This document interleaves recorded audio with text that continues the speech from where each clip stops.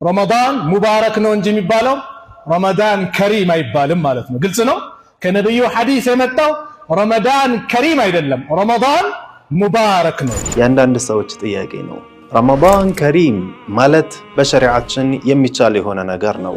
እንደ አረብኛ ቋንቋ ከሪም የሚለው ቃል ሰጭ የሚለውን ማዕና እንደሚይዘው ሁሉ የተከበረ የሚለውንም ማዕና ይይዛል። ለዚህም አንድ ማስረጃ ይበቃናል። ቢልቂስ ከነቢዩላህ ሱለይማን ዓለይሂ ሰላም የመጣላትን ደብዳቤ ስትናገር ያለችውን አላህ በቁርአን እንዲህ ብሎናል። ቃለት ያ አዩሃል መለኡ ኢኒ ኡልቅየ ኢለየ ኪታቡን ከሪም፣ እናንተ ሰዎች ሆይ ወደ እኔ ዘንድ ኪታቡን ከሪም የተላቀ የተከበረ የሆነ ኪታብ መጦልኛል አለች። ለዚህም ረመዳን ከሪም ማለት የተከበረና የተላቀው ረመዳን ማለት ነው።